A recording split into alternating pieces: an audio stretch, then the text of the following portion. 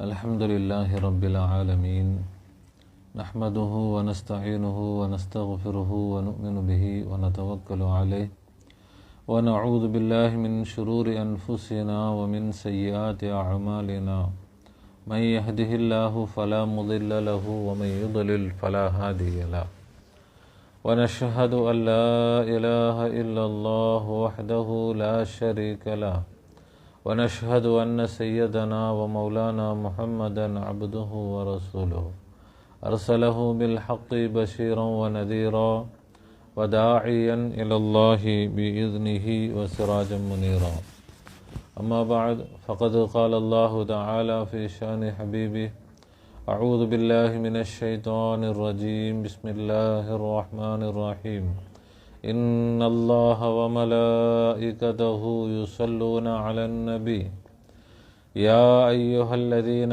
آمنوا صلوا عليه وسلموا تسليما اللهم صل على سيدنا وشفيعنا وحبيبنا ومولانا محمد وعلى آل سيدنا ونبينا ومولانا محمد وبارك وسلم اللهم صل على سيدنا وشفيعنا وحبيبنا محمد وعلى آل سيدنا ونبينا ومولانا محمد وبارك وسلم اللهم صل على سيدنا وشفيعنا وحبيبنا ومولانا محمد وعلى آل سيدنا ونبينا ومولانا محمد وبارك وسلم وصل على جميع الأنبياء والمرسلين والملائكة المقربين والحمد لله رب العالمين.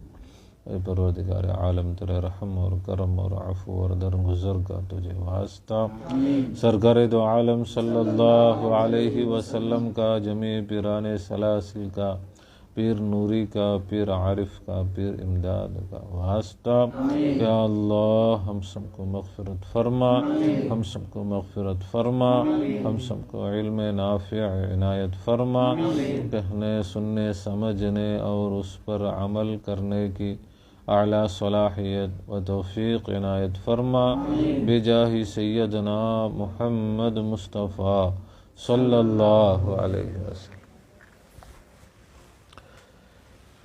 கண்ணியமிக்க பெரியோர்களே, சகோதரர்களே, தாய்மார்களே, சகோதரிகளே, அல்லாஹ் சுப்ஹானஹு வ தஆலா தன்னுடைய எல்லையில்லாத கருணையினால் நம்மை அவனது ஹபீப் இருலோகத்தின் இரட்சகர் கண்மணி நாயகம் முஹம்மது முஸ்தபா ஸல்லல்லாஹு அலைஹி வஸல்லம் அன்னவர்களுடைய ஹைரு உம்மத்திலே படைத்திருக்கிறான்.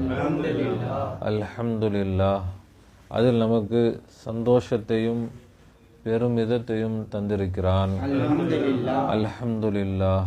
மட்டுமல்ல, ஃபித்னாக்களும் ஃபசாதுகளும் எங்கும் நிறைந்து நிரம்பி வழியக்கூடிய இறுதியான காலகட்டத்தில் அவனுடைய அன்பையும் நெருக்கத்தையும் நேர் வழியையும் பெற்ற அவுலியாக்கள், ஆரிஃபின்கள், சூஃபியாக்கள், ஷேகுமார்களுடைய தொடர்பை, நிஸ்பத்தை, பையாத்தை, முஹப்பத்தை நம் அனைவருக்கும் தந்து அருள் புரிந்திருக்கிறான். அல்ஹம்துலில்லாஹ். அல்ஹம்துலில்லாஹ். எல்லோரும் மூச்சில் செய்யக்கூடிய திக்ர், பையத்து செய்தவர்களாக இருந்தாலும் சரிதான், செய்யாதவர்களாக இருந்தாலும் சரிதான், ஆண்களாக இருந்தாலும் பெண்களாக இருந்தாலும் அந்த திக்ரில் கொஞ்சம் கவனம் செலுத்தி திக்ரோடு இருந்து தாலிமாத்துகளை கேட்கணும். மூச்சில் செய்யக்கூடிய திக்ர், மூச்சு வெளியே செல்லும் பொழுது அல்லாஹ், உள்ளே செல்லும் பொழுது ஹூ,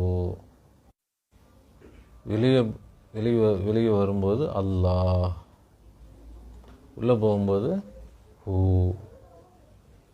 மனசில் வாய் அசையக்கூடாது, வாய் சத்தமாக சொல்ல தேவையில்லை. இதனுடைய என்ன அர்த்தத்தில் இந்த திக்ர் நமக்கு அவுலியாக்கள் சொல்லி தந்த மிக உயர்ந்த திக்ர். அவுலியாக்கள் ஒரு வலிவுல்லா எழுதுகிறாங்க கிதாபில், உலகத்தில் உள்ள எல்லா அவுலியாக்களும் ஒன்று சேர்ந்து முடிவெடுத்திருக்கிறாங்க, திக்ருகள்லேயே மிக சிறந்த திக்ர் இந்த திக்ரு தான். திக்ரு செய்யக்கூடிய முறைகளில் திக்ருடைய முறைகள் எவ்வளவோ இருக்குது. அந்த முறைகளில் எந்த அடிப்படையில்னு சொன்னால் நல்ல பிரயோஜனங்கள், ஆன்மீக முன்னேற்றம், மன பரிசுத்தம், இப்படி அவங்க அனுபவத்தில். இப்போ அவர்கள் அவுலியாக்கள், அவர்கள் தங்களுடைய பயிற்சியில் பல்வேறு திக்ருகளை செய்து பார்த்து அந்த எல்லா திக்ருகள்லேயும் சிறந்த திக்ருடைய பயிற்சி, அதாவது பிரயோஜனம் நல்ல இலகுவாகவும் இருக்குது, நல்ல பிரயோஜனமும் இருக்குது. அப்படி திக்ரு இந்த திக்ரு தான். திக்ருடைய பயிற்சி முறைகள்லேயே உயர்ந்த திக்ரு என்ன தான் இந்த திக்ருன்றான். அது புரியுதா எப்படின்ட்டு?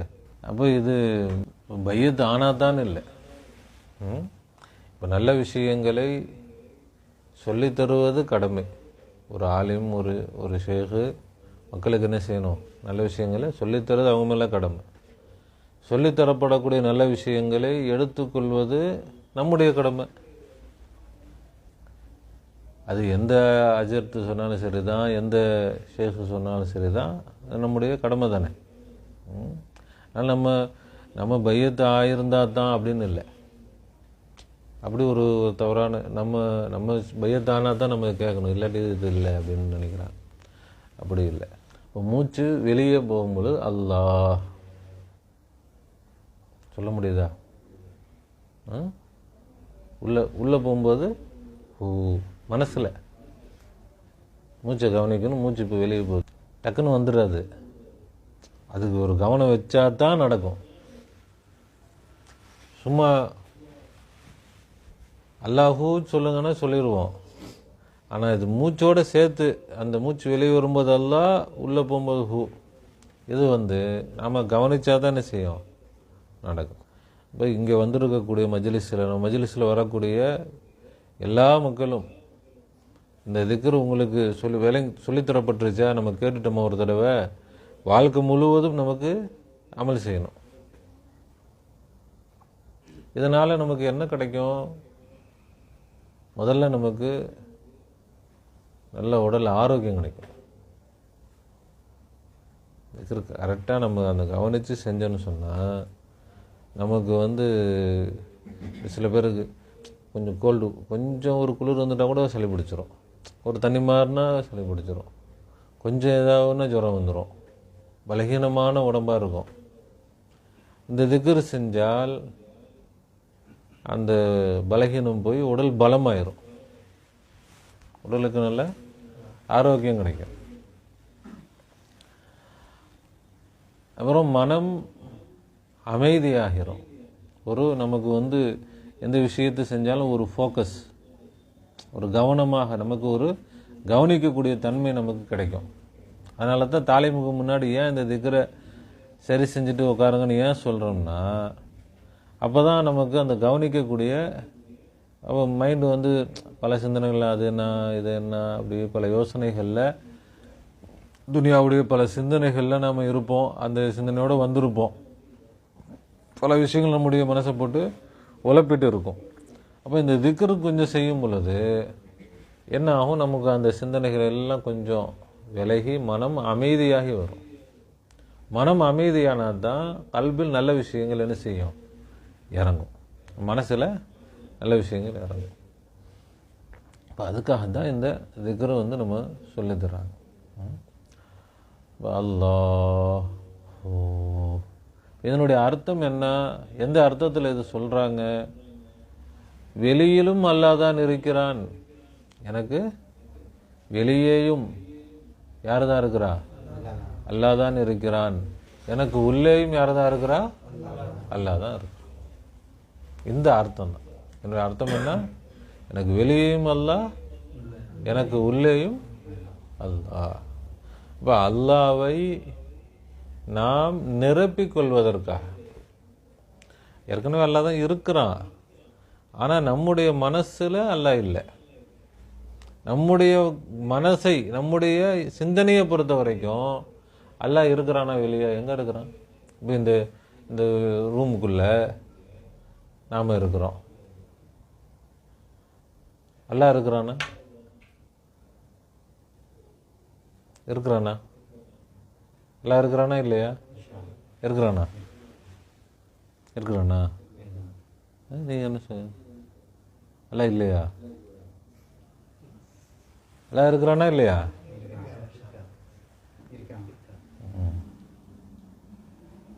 ஆனால் அதை நினைச்சோமா? அது நமக்கு கவனத்தில் வந்துச்சா?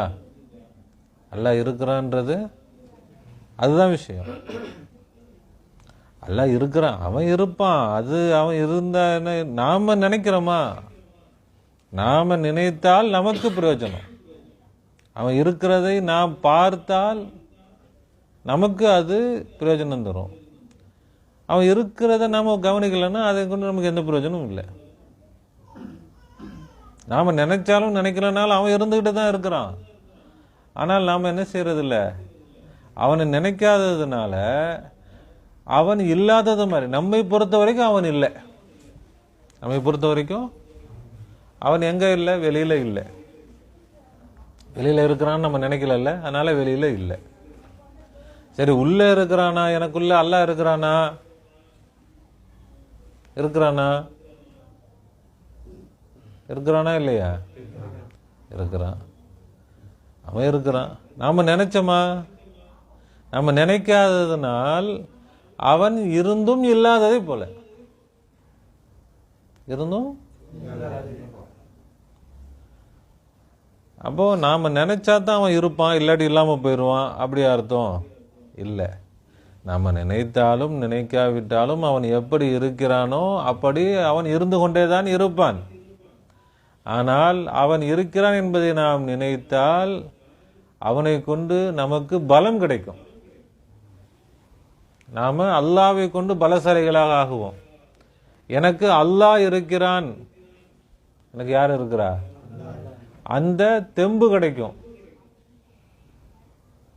இல்லைன்னு சொன்னா நான் தனியா இந்த உலகத்துல நான் கஷ்டப்பட்டுட்டு இருக்கிறேன், எனக்கு வெளியிலையும் எனக்கு யாரும் இல்லை, என் கூடவும் எனக்கு யாரும் இல்லை, நான் தனியாக உட்காந்து என்ன செஞ்சுட்டு இருக்கிறேன், இப்படி அப்படி நாய்ப்படாத பாடுபட்டுட்டு இருக்கிறேன்னா அப்படின்னு நாம் என்ன செய்வோம்?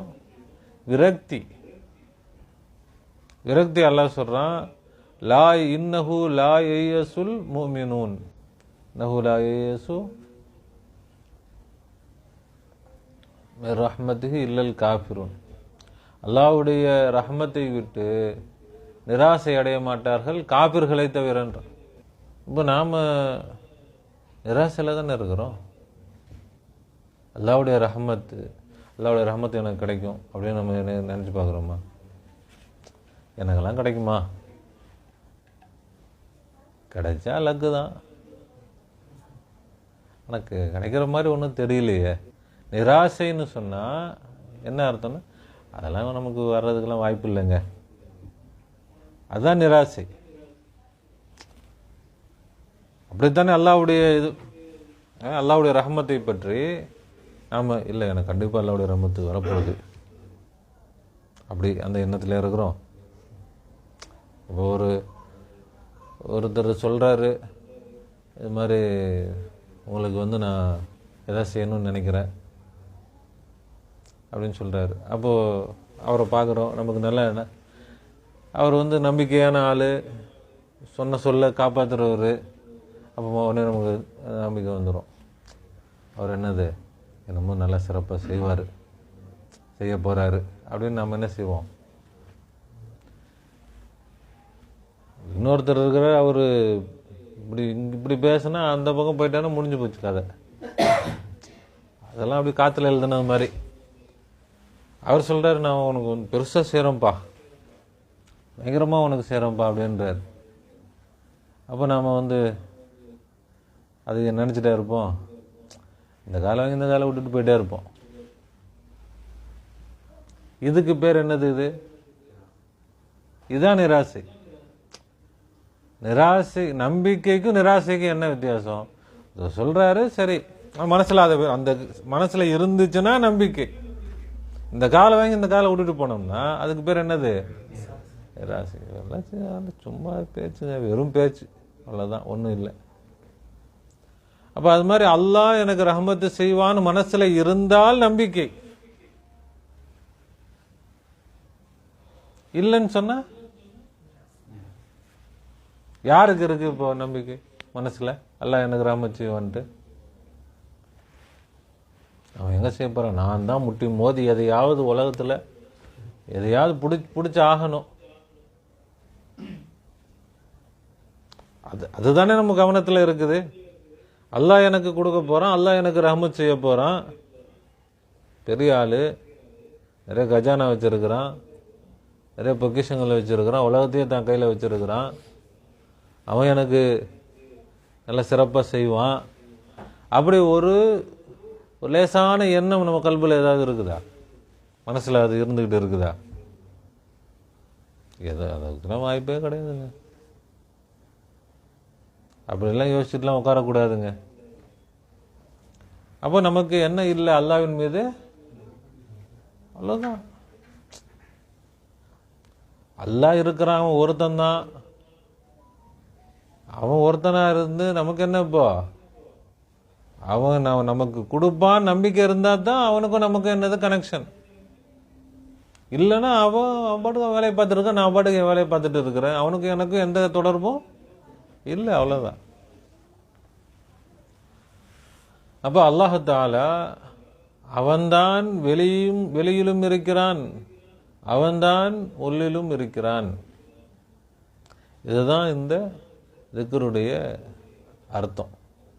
இப்போ இந்த அர்த்தத்தில் நாம் அல்லாஹ்வை நினைச்சுக்கிட்டே இருக்கணும், அல்லாஹ்வை கவனித்து கொண்டே இருக்க வேண்டும். அப்படி கவனிச்சுக்கிட்டே இருந்தா இப்போ நம்ம பார்க்குறோம், இவர் என்னத்தை நமக்கு பண்ண போறார்? இப்போ ஒரு மனிதனை பார்த்தா அவருக்கு நமக்கு எந்த தொடர்பும் இல்லை. இங்கே அல்லாஹ் தான் இருக்கிறான், இங்கேயும் அல்லாஹ் தான் இருக்கிறான். அப்போ என்னுடைய ரப்பு தான் எல்லா இடத்துலையும் இருக்கிறான்னு சொன்னா நமக்கு ஒருத்தரை கொண்டு ஒரு தேவை, ஒரு வேலையாக வேண்டியது இருக்குது. நம்ம என்ன செய்ய மாட்டோம்? வருத்தப்பட மாட்டோம். அல்லாஹ் தான் இருக்கிறான், என்னுடைய வேலை சிறப்பாக நடக்கும். இவரை கொண்டு என்னுடைய வேலையை அல்லாஹ் என்ன செய்வான்? சிறப்பாக நடத்தி வைப்பான். ஏன்? அங்கே யார் தான் இருக்கிறது? அல்லாஹ் தான் இருக்கிறான். அந்த நம்பிக்கையோடு நாம் செயல்பட்டால் அல்லாஹ் அந்த வேலையை சிறப்பாக நடத்தி கொடுப்பான். ஒன்று அவரை கொண்டே நடத்துவான், இல்லை வேற ஆளை கொண்டு நடத்துவான். ஆனால் அப்படி நம்பிக்கையிலேயே போகிறோம். அப்போ நம்முடைய வேலைகள் என்ன ஆகுது? பயம், பதட்டம், பதறோம். நடக்குமா நடக்காதா? வாழ்க்கையில் ஒவ்வொரு காரியங்கள்லையும் நம்ம என்ன செய்கிறோம்? நம்மளை பார்க்குறோம். நம்ம மேலே நம்பிக்கை இல்லை. நம்பிக்கை இருக்கா? நான் அப்படித்தாங்க சொல்லுவேன். எல்லா விஷயம் ஏதோ ஒன்று ரெண்டு இல்லை ஏதோ நம்பிக்கை இருக்கலாம். நான் பெர்ஃபெக்டாக எல்லா விஷயத்தையும் நான் பெர்ஃபெக்ட் அப்படி நமக்கு மேலே நம்பிக்கை வருதா? நம்ம மேலேயே நமக்கு என்னதான்? நிராசை தான், அவநம்பிக்கை தான். ஆனால் என்னில் அல்லாஹ் தான் இருக்கிறான். யார் தான் இருக்கிறா? அல்லாஹ் தான் இருக்கிறான் என்பதை விளங்கிவிட்டால் அப்போ இது அல்லாஹ்வின் மீதுள்ள நம்பிக்கையா மாறிடும். நம்மளை பற்றி நாம் நினைக்கக்கூடிய நம்பிக்கைகள் எல்லாம் எப்படி மாறிடும்? நான் ஒன்றும் இல்லை தான், என்னால் முடியாது தான். நாம் என்ன செஞ்சுருக்கோம்? கொஞ்சம் 50-50, கொஞ்சம் என்னால் முடியும், கொஞ்சம் என்னால் முடியாது. கொஞ்சம் நான் இதெல்லாம் செய்வேன், இதுக்கு மேலே என்னால் செய்ய முடியாது. அப்போது அல்லாஹ்வோடு நமக்கு கனெக்ஷன் ஆகாது. என்னால் எதுவும் செய்ய முடியாது. என்னால் சின்ன வேலை கூட என்னால் செய்ய முடியாது. ஏன்னா என்னிடத்தில் எந்த சக்தியும் இல்லை, ஒரு துளி சக்தி கூட இல்லை. நான் ஒன்றுமே இல்லை, நான் இல்லவே இல்லை, அல்லாஹ் தான் இருக்கிறான். அப்போ என்ன ஆயிரும்? அந்த நம்பிக்கை முழுமையாக. இப்போ நாம் ஒரு காரியத்தை செய்கிறோம், என்னால் முடியாது தான், எல்லாம் இருக்கிறான், பார்த்துப்போம். அப்போ அந்த காரியம் என்ன ஆகும்? வெற்றி அடையும். அப்போ இது என்னன்னு சொன்னால் தன்னம்பிக்கை. ஈமான் என்பது இறை நம்பிக்கையில் தான் தன்னம்பிக்கை இருக்குது, தன்னம்பிக்கையில் தான் இறை நம்பிக்கை இருக்கு. ஒருத்தருக்கு அவர் மேலே நம்பிக்கை இல்லைன்னா அவருக்கு இறை நம்பிக்கை இல்லைன்னு அர்த்தம். ஒருத்தருக்கு இறை நம்பிக்கை இல்லைன்னா அவர் மேலே நம்பிக்கை வராது. அப்போ இதெல்லாம் ஒன்றோடு ஒன்று இணைந்தது. அது விளங்காததுனால, ஏன்னா அல்லாவை கொண்டு போய் எங்கே வச்சுட்டாங்க. அல்லாஹ் என்ன செய்கிறான்? அரிசுக்கு மேலே, எங்கே வானத்துக்கு மேலே, அரிசுக்கு மேலே இருக்கிறான். குர்ஆன்ல இருக்கு, அர் ரஹ்மான் அலல் அர்ஷி இஸ்தவா, அல்லாஹ் அரிசில் இருக்கிறான். நாமளும் அதான் சொல்கிறோம், அல்லாஹ் அரிசில் இருக்கிறான். அல்லாஹ் சொல்லலை நான் அரிசில் மட்டும்தான் இருக்கிறேன், வேறு எங்கேயுமே இல்லவே இல்லை அப்படி சொல்லலை, அரிசில் இருக்கிறேன்றான். நாம் உயர்ந்த இடத்த தானே சொல்லுவோம். இப்போ நம்ம வீட்டில் இருக்கிறோம், கேட்குறேன், நான் வீட்டில் இருக்கிறேன், கிச்சனில் இருக்கிறேன், பாத்ரூமில் இருக்கிறேன், அதெல்லாம் சொல்லுவோம்மா. அப்போ அல்லாஹ்தாலா தான் இப்போ அரிசில் எப்போ இருப்பான்? இப்போ அரிசில் இல்லையா? அல்லாஹ் இப்போ ரூமில் இங்கே இருக்கிறான், இப்போ நம்ம ரூமில் இருக்கிறோம், அல்லாஹ் ரூமில் இருக்கிறான், நம்ம கூட இருக்கிறான்னு சொல்கிறோம். அதனால் இப்போ அரிசில் அல்லாஹ் இல்லை, இங்கே வந்துட்டான், அது அர்த்தமா? அரிசிலும் இருக்கிறான், இந்த பரிசிலும் இருக்கிறான். அவன் அங்கும் இருக்கிறான், இங்கும் இருக்கிறான். இல்லை அங்கே கொஞ்சம் இங்கே கொஞ்சம் அப்படி இல்லை, முழு பிரபஞ்சத்திலும் அவன் நிறைந்திருக்கிறான். அப்போ அதில் அவன் இருக்கக்கூடிய இடங்களில் உயர்ந்த இடம் அரிஷ். அதனால அரிசில் அல்லாஹ், அரிசில் அல்லாஹ் இருக்கிறான். அங்கே யாரும் போக முடியாது, அங்கே அவன் மட்டும்தான் இருக்க முடியும். அதனால அல்லாஹ் அதை சிறப்பாக சொன்னானே தவிர, அதனால அங்கே மட்டும்தான் நான் இருக்கிறேன், வேறு எங்கேயுமே இல்லை, அது அர்த்தம் இல்லை. நம்ம 4 இடத்துக்கு போவோம், பல இடங்களுக்கு போவோம். இருந்தாலும் நம்ம யாராவது கேட்டால் என்ன சொல்லுவோம்? உயர்ந்த, நம்முடைய உயர்ந்த இடத்த தானே சொல்லுவோம். இப்போ நீங்கள் நாம் 1வது தான் படிச்சிருக்கிறோம், 2வது தான் படிச்சிருக்கிறோம், காலேஜும் படிச்சிருக்கிறோம். இப்போ நீங்கள் என்னங்க படித்தீங்க? நான் இன்ஜினியரிங் படித்தேன். இப்போ 1வதுலாம் படிக்கல நீங்கள்? இல்லை ஒருத்தர் சொல்கிறார், நான் 1வது படிச்சிருக்கேங்க. சொல்லுவாங்களே யாரும்? அப்படி சொல்ல மாட்டாங்க. ஏன்? அது தப்பாக அதை என்ன நினச்சிப்பாங்க? இவர் 1வது தான் படிச்சிருக்கிறார் போலன்னு நினச்சிப்பாங்க. அது மாதிரி அல்லாஹ்தாலா நான் அரிசில இருக்கிறேன்னு சொன்னால் அதனுடைய அர்த்தம் என்ன? அங்கேயே நான் இருக்கிறேன்னா இங்கே நான் இருக்க மாட்டேனா? காலேஜே படிச்சிருக்கிறேன், டாக்டரே ஆகிட்டேன். அப்போ நீங்கள் 1வது படிச்சிங்களான்னு இப்போ ஒருத்தர் சொல்ல, நான் டாக்டர் ஆகிட்டேன். அப்போ கேட்குற ஒருத்தர், நீங்கள் 1வது படிச்சிங்களா அப்படின்னா அப்போ என்ன சொல்லுவார்? இவனுக்கு ஒன்றுமே விளங்கலை, இவனுக்கு பேசவே கூடாது. அப்போ அது மாதிரி அல்லாஹ் அரிசில் இருக்கிறான்னு சொன்னால் அதனுடைய அர்த்தம் அல்லாஹ் எங்கும் இருக்கிறான்னு அர்த்தம். அல்லாஹ் என்ன செய்யறான்? ஏன்னா அரிசி தான் முழு உலகத்துக்கு மேலே இருக்குது. வானம், இப்போ அரிசினா வானத்துக்கு மேலேன்றாங்க, அரிசினா வானத்துக்கு மேலே. சரி, முதல்ல வானம்னா என்னன்னு விளங்கணுமா? வானம் எங்கே இருக்குது? வானம் எங்கே இருக்குது? உங்கள் பேர்? முகமது ஜமால். சொல்லுங்க, முகமது ஜமால். வானம் எங்கே இருக்குது? எதுக்கு மேலே? பூமிக்கு மேலே வானம். பூமிக்கு கீழே பூமி தான் இருக்கா? எவ்வளோ தூரம் போனாலும் பூமி தானா? அது எவ்வளோ தூரம் போனாலும் பூமி தான் இருக்கும். அப்படியா? உங்கள் பேர் என்ன? நீங்கள் சொல்லுங்கள். அப்படி பூமி கீழே என்ன இருக்குது? சரி, பூமி எப்படி இருக்குது? உருண்டையாக இருக்குது. பூமி எப்படி இருக்கு? எப்படி இருக்கு? ஒரு பால் மாதிரி இருக்கா? அந்த பூமி எங்கே இருக்குது? இப்போ பூமி எங்கே இருக்குது? வானத்துலையா? கேலக்சியில் இருக்கா? இப்போ நிலா சொல்கிறோம். நிலா எப்படி கட்டமாக இருக்கிறதா வட்டமாக இருக்கிறதா? உருண்டையா? எப்படி இருக்குது நிலா? உருண்டை. சூரியன் உருண்டை. எல்லா கோள்களும் என்னதான்? உருண்டையாக இருக்குது. அப்போ சூரியன் எங்கே இருக்குது? பூமிக்கு மேலேயா? பூமிக்கு மேலே எப்படி வச்சுருக்காங்களா சூரியனை? சூரியன் எங்கே இருக்குது? வானத்தில் தானேங்க இருக்குது. என்ன இவ்வளோ யோசிக்கிறீங்க? சூரியன் எங்கே இருக்குதுன்னு யாரும் தெரியலையா? சூரியன் எங்கே இருக்குது? நிலா எங்க இருக்குது? வேற இப்போ சூரிய குடும்பத்தில் எத்தனை கோள்கள் இருக்குது? எல்லா கோள்களும் எங்க இருக்குது? பூமி எங்க இருக்குது? அவர் ரொம்ப யோசிக்கிறார். அது அப்படி பூமி மட்டும் தனியா நிக்குது, வானத்துலலாம் இல்லை. பூமி எங்க இருக்குது? ரியாஸ் பாய் சொல்லுங்க. வானத்தில் தானே, கரெக்டா? அதுவே நமக்கு இப்போதான் விளங்குது. பூமி எங்க இருக்குது? பூமி, நாம எங்க இருக்கிறோம்? பூமியில இருக்கிறோம். பூமி வானத்தில் இருக்கு. அப்ப நாம எங்க இருக்கிறோம்? எங்க இருக்கிறோம்? எங்க இருக்கிறோம்? வானத்துல தான் இருக்கிறோம். நம்ம எங்க இருக்கிறோம்? இப்ப நிலால ஒருத்தர் உட்கார்ந்து இருக்கிறார். நம்ம என்ன சொல்லுவோம்?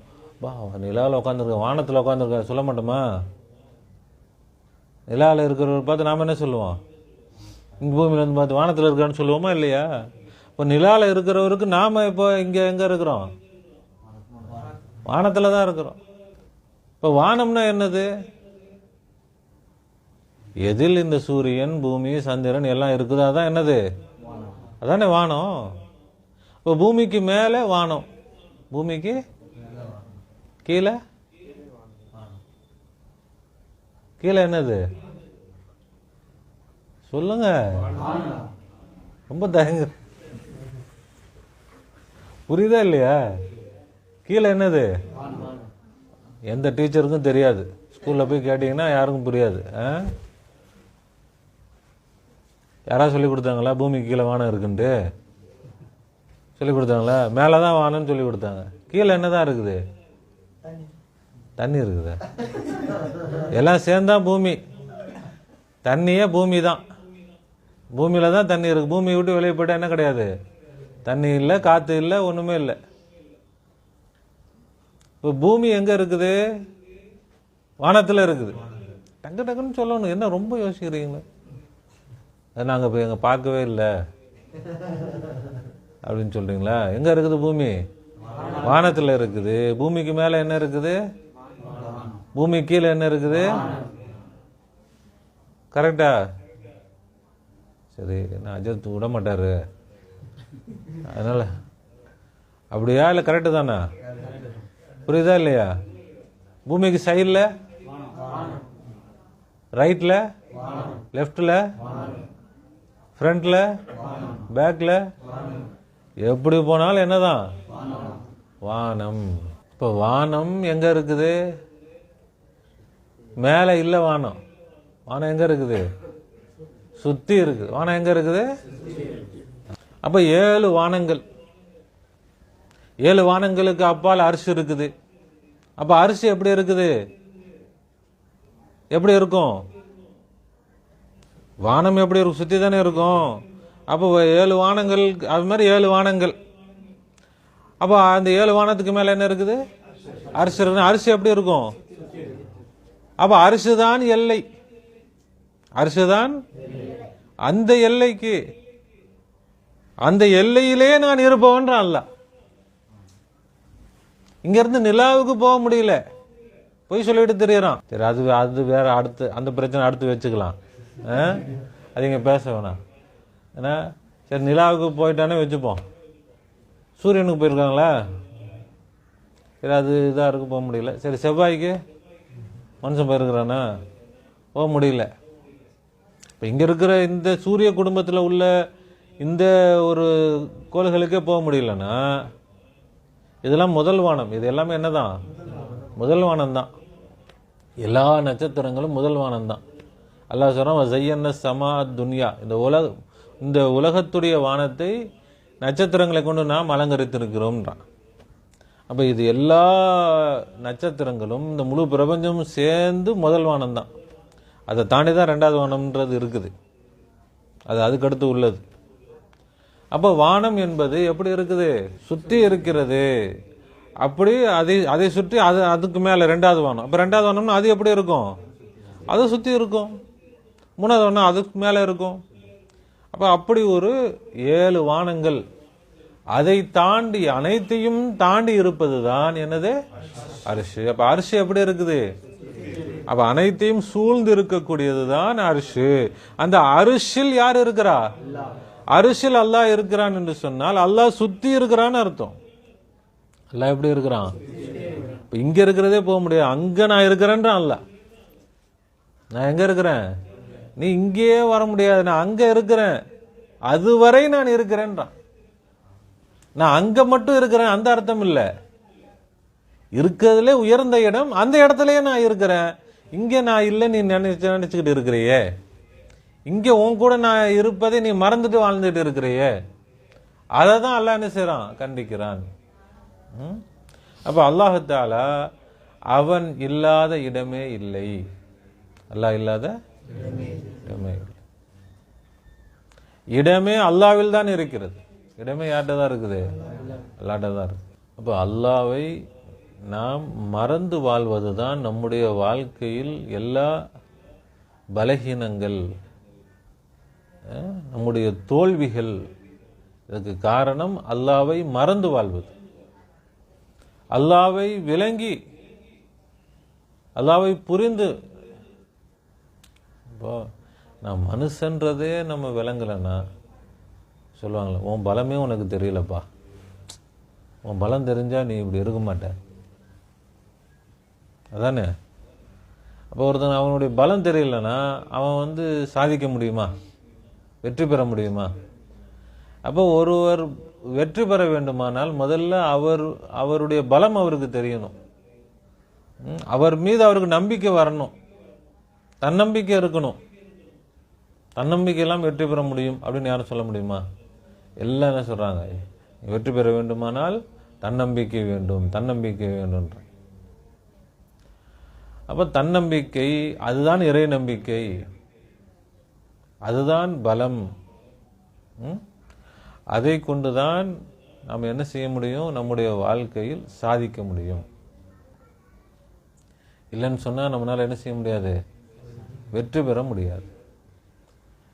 அந்த வெற்றி எதன் மூலமாக தான் கிடைக்கும்? அல்லாஹ்வை நினைப்பது. நம்முடைய பலத்தை நாம் என்ன செய்யணும்? விளங்கணும். நம்முடைய பலம் என்னதான்? நம்முடைய பலம் என்னது?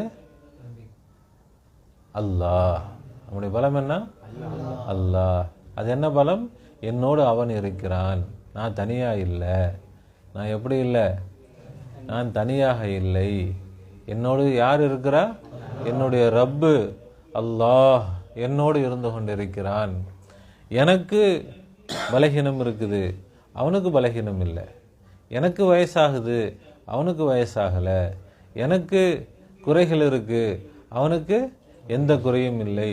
அவன் முழு சக்தியுடையவன். எனக்கு எதுவும் முடியாது, ஆனால் அவனுக்கு எல்லாம் முடியும்.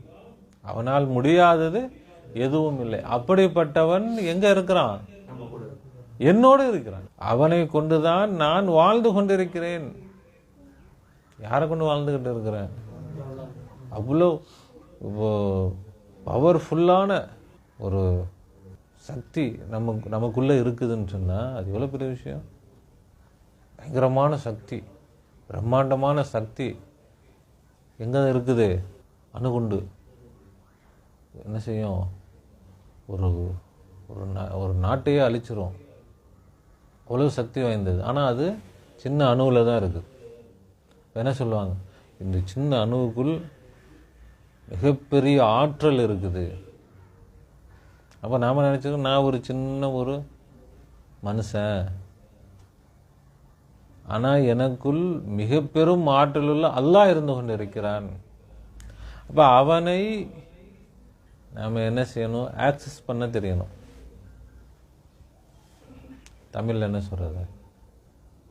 அவனை செயல்படுத்த தெரியணும். நாம் அப்படி ஒருத்தன் இருக்கிறான்றது முதல்ல தெரியல, அப்புறம் எப்படி நாம் செயல்படுத்துவோம்? அப்போ இதை செயல்படுத்தியவர்கள் தான் நபிமார்கள்,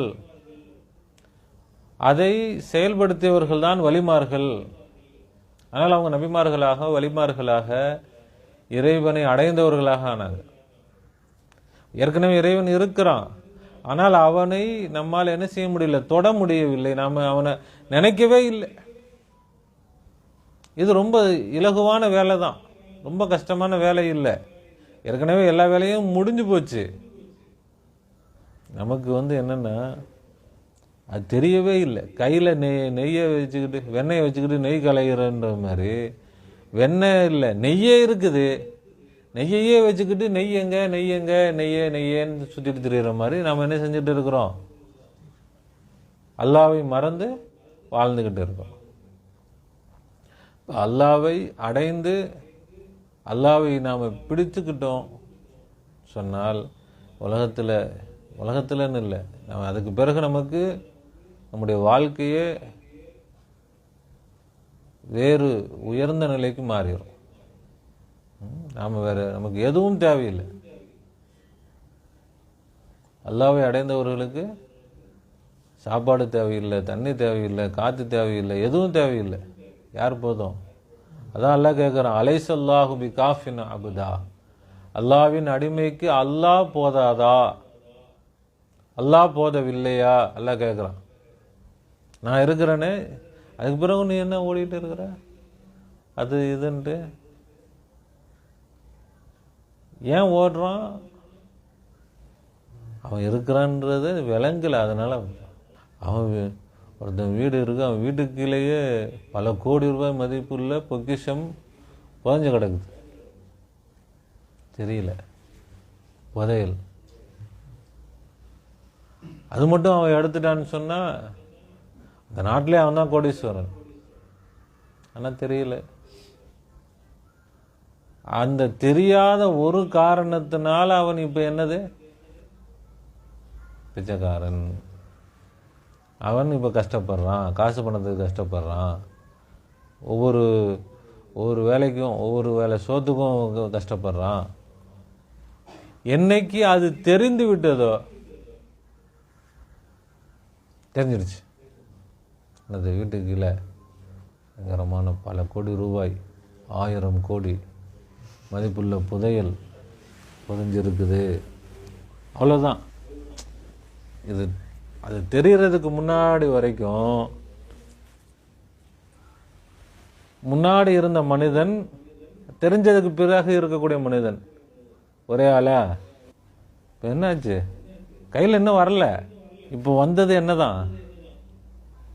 வெறும் அந்த அறிவு, இந்த தகவல் இருக்குது. தகவல் வந்த உடனே ஆள் என்ன ஆயிடுச்சுப்போ? அப்போ அல்லாவை அறிந்தவர்களும் அறியாதவர்களும் சமமா? அல்லாஹ் கேட்குறான். ஹல் யஸ்தவில்லதீன யஅலமூன வல்லதீன லா யஅலமூன், அறிந்தவர்களும் அறியாதவர்களும் சமமாகுவார்களா? அல்ல. அப்போ இந்த திக்ர் நம்ம எதுக்காக நம்ம செய்கிறோம்? அல்லாஹ் தான் வெளியிலும் இருக்கிறான், அல்லாஹ் தான் உள்ளிலும் இருக்கிறான். அப்படி அதை விளங்கி இப்போ தான் நம்ம ஏபிசிடி ஆரம்பம். அல்லாஹ்வை உடனே பிடிச்சிட முடியாது. புதையல் இருக்குதுன்னு தெரியுது. முதல்ல யாரோ சொல்கிறாங்க, நமக்கு நம்பிக்கை வரணும்ல. சொல்கிறாரு, இருக்குப்பா புதையலுன்றாரு. போங்க, அதெல்லாம் ஒன்றும் இருக்காதுங்க அப்படின்னா அப்போ பிச்சைக்காரனாக இருக்க வேண்டியதுதான். சொல்கிறவங்களை நம்பினா தான் அவன் என்னது? தகவல் வந்தால் மட்டும் போதாது, அந்த தகவல் வந்த தகவலை என்ன செய்யணும்? நம்பி அப்படியா, சரி. ஆனால் அந்த புதையல் எடுக்கணுன்னா அதுக்கு நிறைய வேலைகள் இருக்குது, உடனே எடுத்துட முடியாது. அது மாதிரி அல்லாஹ் நம்மோடு இருக்கிறான், அவனை கொண்டு நாம் எதையும் சாதிக்க முடியும் என்று சொன்னால் அது உடனே ஒரே நாளில் ஒரு நிமிஷத்தில் ஆகிற காரியம் அல்ல. அதுக்கு ஒரு தர்த்தீப், ஒரு முறைகள் இருக்குது, பாடங்கள் இருக்குது, அதுக்கு படிநிலைகள் இருக்குது. அந்த நிலைகளில் முன்னேறி நாம் அந்த உயர்ந்த நிலையை அடையணும். இப்போ அதனுடைய ஆரம்பம் தான் இந்த திக்ர். இந்த திக்ரின் மூலமாக மற்ற எல்லா வழிகளை விட வேகமாக நம்ம என்ன செய்யலாம்? முன்னேறலாம்னு சொல்கிறோம். இதனுடைய அர்த்தத்தை விளங்கி நாம் செய்யணும். என்ன? இப்போ நம்ம அந்த அல்லான்னு சொல்லி மூச்சு வெளியே வரும் பொழுது நம்முடைய பார்வையில் படக்கூடிய எல்லா வஸ்துக்களிலும் அல்லாவை தரிசிக்கக்கூடியவர்களாக ஆயிரும். எல்லா பொருட்களிலும் அல்லாஹ். அப்புறம் இந்த எல்லா பொருட்களிலும் இருக்கக்கூடிய அல்லாஹ் தான் என்னிலும் இருக்கிறான். அப்போ அல்லாஹ் மட்டும்தான், வேறு எதுவும் இல்லை. உலகத்தில் நானும் இல்லை, இந்த உலகமும் இல்லை, உலகத்தில் உள்ள எதுவும் இல்லை. அல்லாஹ் தான் இருந்து இந்த உலகத்தை படைத்து உலகத்தை நிலைநிறுத்தி கொண்டிருக்கிறான்.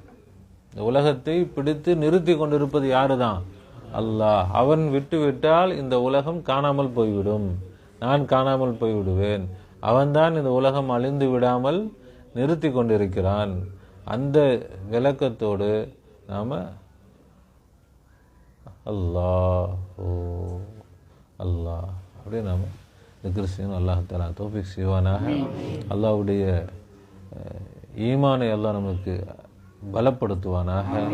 அல்லாஹ்வை அறிந்து கொள்வதற்கு தௌஃபீக் செய்வானாக, அடைந்து கொள்வதற்கு தௌஃபீக் செய்வானாக. அவனுடைய அவுலியாக்களாக, இறை நேசர்களாக அல்லாஹ் நம்மை ஆக்குவானாக. அவனுடைய நண்பர்களாக அல்லாஹ் நம்மை ஆக்குவானாக. சதா அவனை நினைத்து அவனை கொண்டு பலம் பெறக்கூடிய பலசாலிகளாக, அல்லாஹ்வுடைய பலசாலிகளாக அல்லாஹ் நம்மை ஆக்குவானாக. அவன் மீது முழு நம்பிக்கை வைத்து நம்முடைய எல்லா காரியங்களையும் சாதிக்கக்கூடியவர்களாக அல்லாஹ் நம்மை ஆக்குவானாக. ரப்பனா ஸலம்னா அன்ஃபுஸனா வ இல்லம் தக்ஃபிர் லனா வ தர்ஹம்னா லனகூனன்ன மினல் خاسرين. ربنا لا تزغ قلوبنا بعد إذ هديتنا وهب لنا من لدنك رحمة إنك أنت الوهاب. وفوض أمري إلى الله إن الله بصير بالعباد. حسبنا الله ونعم الوكيل، نعم المولى ونعم النصير.